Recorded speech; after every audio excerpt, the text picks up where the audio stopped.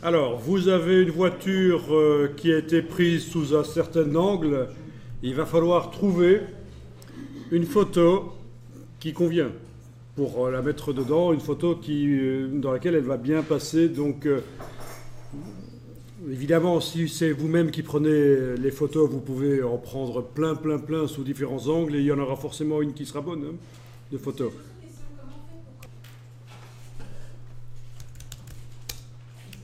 Donc là, je vais faire une recherche rapide sur des images de rue, mais ça pourrait être des images d'autre chose, bien entendu. C'est même encore plus surprenant parfois quand on prend autre chose. Le tout, c'est qu'il faut que l'angle permette d'intégrer la voiture correctement. Bon, et alors, on va quand même essayer de trouver des images de qualité. Donc, dans les outils de recherche, je vais quand même demander des images supérieures à 2 mégapixels.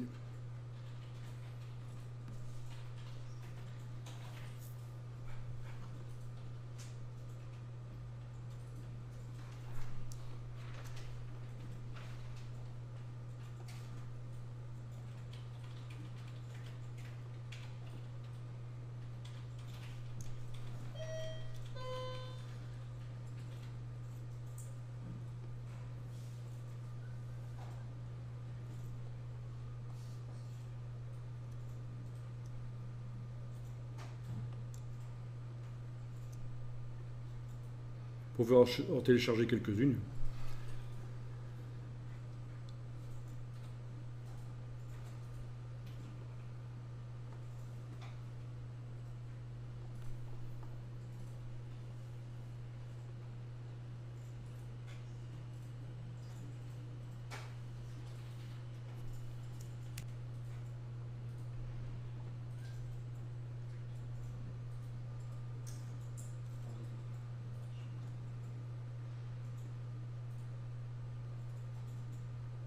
Après, on peut être beaucoup plus créatif, hein. Si vous avez une photo d'un coin de table, vous pouvez mettre la voiture sur le coin de table. Évidemment, ça va ressembler à un jouet, c'est ça le problème. C'est que, bon, s'il n'y a pas d'être vivant qui accompagne la voiture, ça va vite ressembler à un jouet. Alors, j'ouvre les décors et je vais déplacer la voiture dedans et la redimensionner.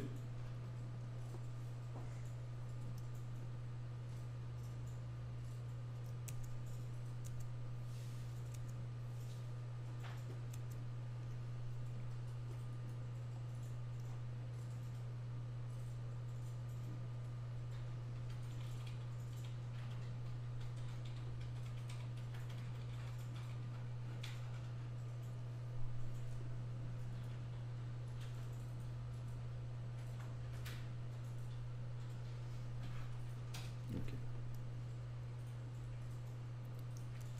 Visiblement, il y en a une que j'ai téléchargée avant qu'elle soit complètement arrivée dans le navigateur. Ça doit être celle-là. Je réenregistre.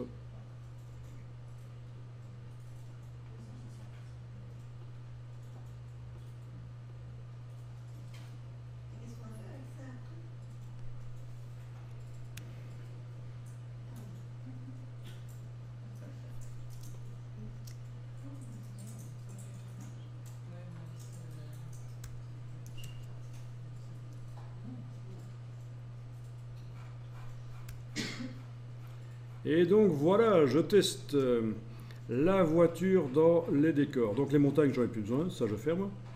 Premier décor ici. Deuxième décor ici.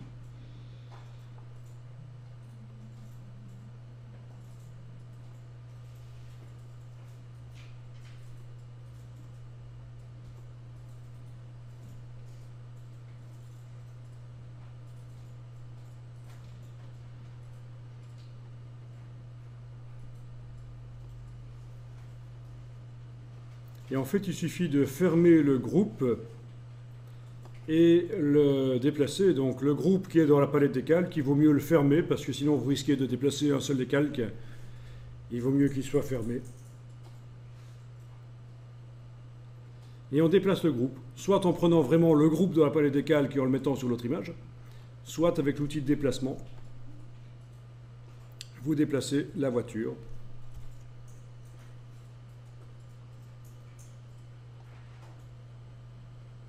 Voilà. Je vais faire ça dans les 3 décors et on va voir ce que ça donne.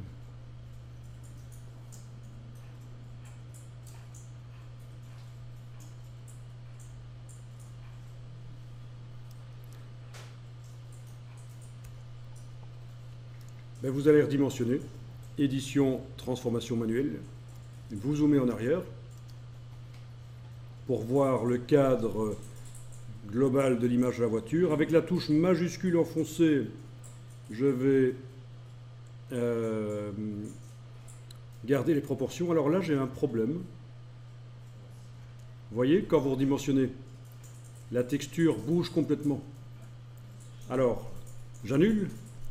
Et en fait, c'est tout à fait normal. Dans le groupe, il faut lier, évidemment, le masque. Donc, avant de redimensionner, dans le groupe ici, il va falloir que j'attache le masque à la texture en cliquant ici, entre les deux. Voilà. C'est ça le problème, c'est que quand je redimensionne, le masque ne bouge pas. Tandis que là, il va bouger. OK. Donc, édition, transformation manuelle.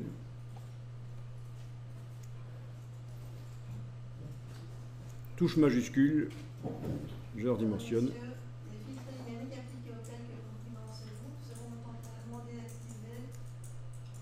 Et oui, pendant la transformation manuelle, les filtres dynamiques sont désactivés.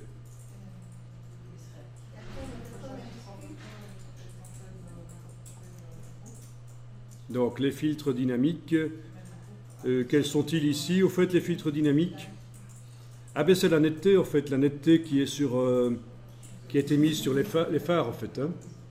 Donc dès que je vais valider la transformation manuelle, les filtres dynamiques vont revenir, donc les phares vont redevenir plus nets. Je valide, ils vont se réactiver. Voilà, ça se voit, hein. Tout d'un coup, ça flash.